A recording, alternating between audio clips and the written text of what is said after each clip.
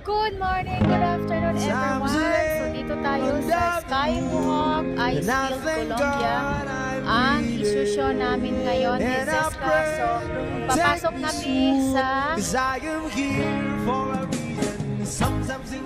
bibili ng ticket. So we're gonna go inside over here to get our tickets, to have a little tour to Skywalk. We're here at Colombia Icefield. So let's go!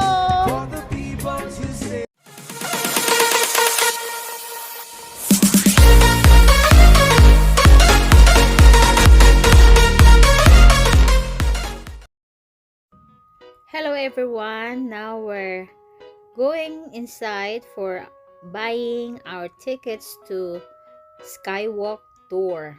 So while we are walking into the building, this is the view. You can see the ice field around the mountains, and if you like to go to the mountains, they have another tour bus to get there. So it's quite pricey, but if you would like to see the view upstairs, you are able to go there with the tour bus.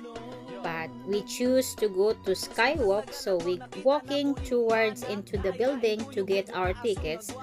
I paid for two bus for 45 bucks, and just because we got 10% discount because we are from Edmonton. So Edmonton are special, they got 10% off.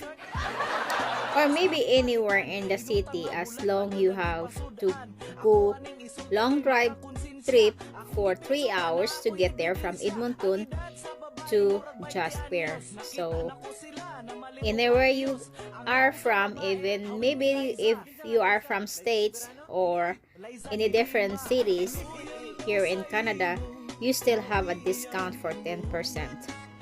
So they just opened recently because for the pandemic they are closed, and they just opened for services. So now we're here. This is their coffee table or relaxing tables. You can also have a lunch here if you want, because they have also a cafeteria inside in this building. So now we're heading to line up for our ticket for Skywalk. So we have to go downstairs because we are on the second level. So this is the map where we going at, and where the any trail if you want to go to trail hiking places. And this is their package. If you wanna book your package, you can call this number. There's a cruise, gondola. Now we have our tickets, and Zeska was holding it. Our ticket lineup is 4 o'clock in the afternoon, and we have to be there at 4 because the bus is leaving at 4:15. So if every 15 minutes the bus is leaving to Skywalk, and they will drop you there to Skywalk and then pick you up. You can stay whatever you want in Skywalk. They have every 15 minutes buses to go back to Icefield, Colombia's building where your car park. It's a free parking, and it's a mandatory to go inside the bus for a mask, for also for social distancing and protection for yourself while inside the bus. So this car right now is wearing a mask. It's also protect herself because she doesn't have a vaccine yet for the kids. So even the adult, they must wear mask. It's a mandatory here in Edmonton, Alberta, or in Alberta, Canada. So now we're here at the bus, ready to go to Skywalk, me and Zeska. Summer melt is more, or at least equal to, the amount of snow that falls. So this glacier cannot make its own ice any longer, or the ice field is not producing any ice any longer, and that's why we're seeing this recession.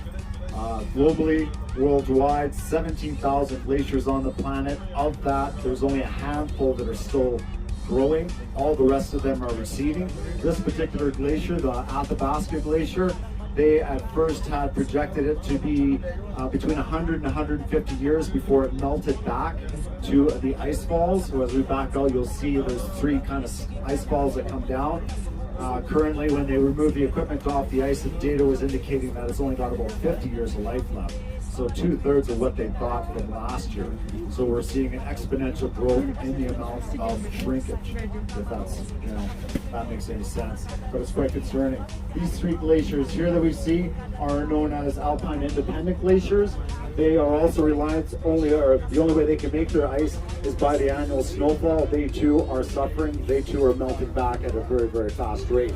So they do not get any of their ice from the ice field. I'm just gonna check here.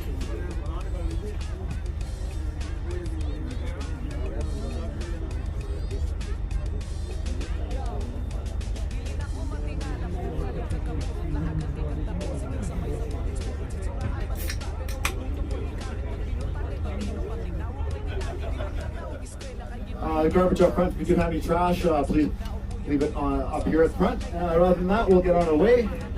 And I'll talk a little bit about some of the things we see or what you may have seen coming up here today. Any questions? Yeah. What's your question? Can you just on the AC, please? Sorry? AC? AC? Yeah. I'll see what we can do here. You can see on the right hand side we do have some leaky kind of shrubs. These are more along the lines of the willows and that kind of thing. Back east in Thunder Bay, this kind of things we would call them Athabasca tea. Looking straight ahead, obviously this guy doesn't believe that bigger vehicles have the right of way. Very much. Cheers. So these trees up here on our sort of roughly center, that is known as the ancient forest. Those trees up there have been dated to, anyone want to hazard a guess? 100 years? No. 200 years? No. 720 years old, those trees. So very, very old. And the reason being is that there's very, very little nutrients in the soil. The growing season is quite short as well, only 6 weeks a year. So these trees take a long time to grow and to develop. In 1986, forestry crews came out here to ascertain how old these trees are, and it came in when they drove the sample 680 years old in 1986. So they are quite old trees, or ancient trees. This river that's running along beside us comes from the Athabasca Glacier. First it starts out as Sabwapta Lake, then the Sabwapta River. Now this river is known as a braided river.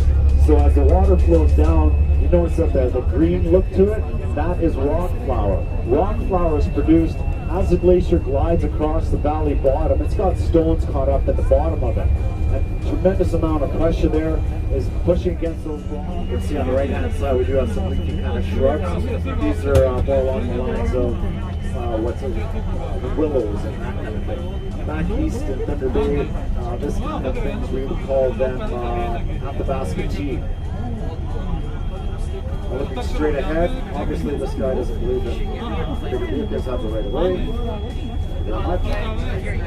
Cheers. So these trees up here on our sort of roughly center, that is known as the ancient forest. Those trees up there have been dated to, anyone want to hazard a guess? 100 years? No. 200 years? No. 720 years old, those trees. So very, very old. And And the reason being is that there's very, very little nutrients in the soil. The growing season is quite short as well, only 6 weeks a year. So these trees take a long time to grow and to develop. In 1986, forestry crews came out here to ascertain how old these trees are, and it came in when they drilled the sample, 680 years old in 1986. So they are quite old trees, or ancient trees.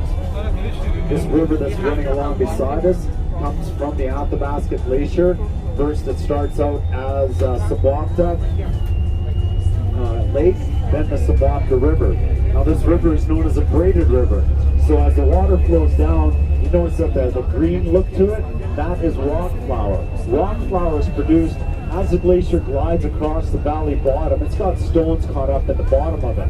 A tremendous amount of pressure there is pushing gailers, and they will surmise what part of the mountain is potential for breaking off, tumbling down. They'll shut the highway, the scalers will come in, scale that out, knock all those rocks off, and once it's all clear, they open up the traffic and everyone's free to travel again. On the left side, you'll see a different color in the middle of that slope there. That was a slide that occurred in about 2013, and you can see on the side of the mountain where it came off.